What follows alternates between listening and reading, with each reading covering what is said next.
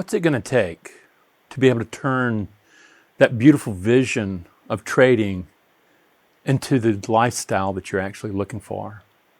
You know, the allure of trading is that it can give you financial freedom, and it can give you personal freedom. It can cut you away from having to work for the man, to have employees, to do all sorts of stuff, and you can have a really good life. That's the allure. And the truth is, it's true. All of us know people who have done incredibly well in trading and are living the life. And yet at the same time, for most of us, what happens is what we discover.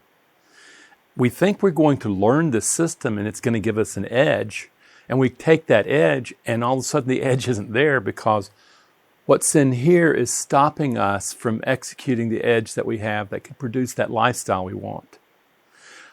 What's it going to take though? A chunk of it is really truly a misunderstanding. Our notion of success in this modern world is success is equal to hard work plus persistence. Now you apply that to trading and what does it mean? It means you're going to go in there and work hard. You're going to do hard. Yet the work you do in trading is about like this. It's a huge difference. Yet we want to work hard for our money to produce the success that gives us a sense of worth. Okay? Yet at the same time, what we discover is that trading really isn't about hard work at all. It's not even really about being smart. It's really about being emotionally disciplined. Without that discipline, you can't pull up the other emotions that give rise to the mind that can trade well. So we've gotten hard work and we go, oh my gosh, you mean all that hard work that I've learned all my life and I've applied all along is not going to work in trading? Correct. And yet, we want to believe that it's a bias sitting way, way back that says you have to work hard to make your money. You have to work hard to be successful. And you have to be persistent. You just have to push through things. And at the same time, that doesn't necessarily work in trading at all. Trading is a probability-based understanding of working a business. You're not going to work hard and the output is I make money. What happens is you're going to work effectively. You're going to bring the kind of mind that's necessary to work in probabilities. And friends, that is the biggest problem in trading, is that we come from a stock of our ancestor caveman that were built to survive really harsh, dangerous conditions. The chance of you living past 25 years were practically nil. There was a lot of death. Death was all around. We were good meals for big bears, big cats, all that. And the deal is we really had to come to lie to ourselves about we're going to win against all odds. Okay? Our ancestors had to come to believe that, or the species would not have been able to make it.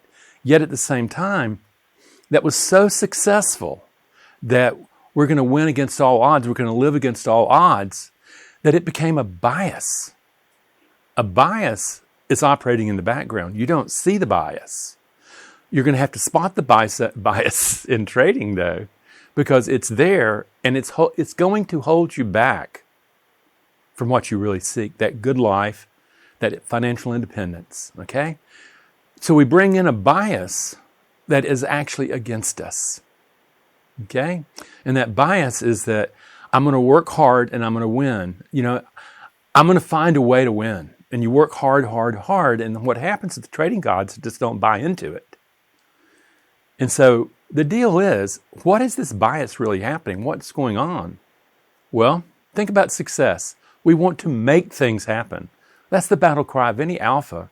You want to go in, you make things happen, so you make the money, you get the prestige. Yet at the same time, in trading, no, you don't. That bias does not work. You do not make things happen to create winning conditions in trading. What happens is you wait. You wait patiently. And then it comes to you. The market's going to do what the market's going to do. The deal is can you patiently wait for the markets to throw something off to you that you can take advantage of, rather than making something happen. The second thing that we have a bias about is winning. We want to win. Now understand, the caveman had to win or he starved. or he became somebody else's meal. So again, that bias takes root, becomes genetic, transmits, and we go from our old caveman stuff. We're modern human beings now, yet we have the caveman brain. It's called the emotional brain, mammalian brain. And it operates the same way it did way back then. So now you're going, now I have to win. Oh my gosh, I have to win in order to prove myself, to live. And at the same time, what you discover in trading is you're going to lose a lot. Okay? And so it's not really about winning. It's really about the mind that you bring into the game. If you have an edge, and if you can produce a psychological edge that allows you to really work that edge and produce it in trading, you will extract more capital out of the markets than you put back in. Notice you're not winning. You're extracting more capital than you're putting back in. There's a ebb and flow that goes on in here in real trading. So we've gotten that. And by the way, hate losing. And yet at the same time, what happens is in trading, you're going to have to become an accomplished loser. You're going to have to be able to keep the losses small, because they're going to be a chunk of them. And then you're going to have to expand your winners when they do. So the thing is, you can already see that these things are mounted against you as bias. You can't control outcome in trading. Okay? You can't make things happen. You're not winning. You're landing on the right side of probability. Okay? And losing, this means you landed on the wrong side of probability. At the same time, though, if you take a trade, let's say it takes a loss, and you look at it and say, you know something, I followed my plan all the way through.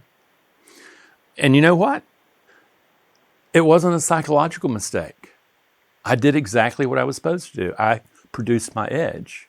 And all of a sudden you realize that though it landed on the wrong side of probability, my definition of losing, it's actually a winner from my perspective. Why? Because what you did is you controlled the one thing that you could control. You controlled the mind you brought to performance, and it executed very well.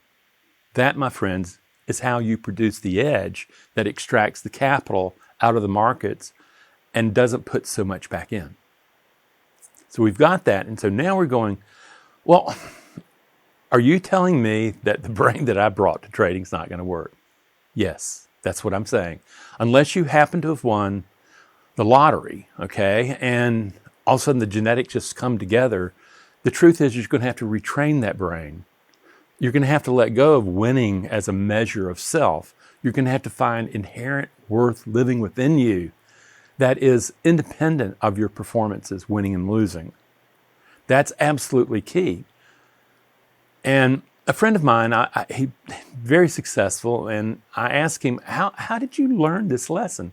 He says, Randy, I remember it exactly. I lost a ton of money, and I thought my wife was going to leave me because what I lost that day, really put us in a tough situation. And I told her, and I had her sat down, and I told her, and she looked at me, and I was crying, and she came over and she hugged me, and we cried together. And what I realized out of that is that I was going to be loved whether or not I won or lost. That took all the pressure off of me. At the core, this man wanted to be loved. He wanted to belong and to belong. He wanted to love and be loved. That's core human need. And what happened is he thought it was all about the money, and what he did is he found out that being loved made him a winner. So all of a sudden, if he followed his plan, if he executed well, win or lose, he's still loved. That is what allowed him to elevate his game to another completely different way. So what I'm asking of you is to take a look at, we need to change what success is. Winning and losing becomes landing on the wrong or right side of probability, and any mistake made, both method and psychological, can be improved. It's about competency. It's not about you. And you're going to notice the problem is right here in the conversations. You beat yourself up. You get all pumped up. You do all that stuff when, in fact, the mind that you bring to that game is rooted in discipline. It's rooted in patience. And it's rooted in partiality. Those are the three emotional states that give rise to the trading mind. that can work in probabilities, that don't see losses as bad, just landed on the wrong side of probability. Was there a mistake there? No, I did everything exactly the same. Well, then it's just probability. Yeah, it's not about you. It's about the probability. You've got the edge. You keep playing the game because you have the edge. You maintain the discipline, the patience, and the impartiality. Okay? And out of that, that's the emotional edge that produces the mind edge that you need to be able to extract more capital out of the markets than you put back in. Friends, all of us bring that bias of winning and losing to the game. We're going to have to unlearn that and to produce a different learning about probability, about your worth as a human being not being tied to your performances. A performance is just a performance. Can it be improved? Maybe. You're going to look and you're going to examine.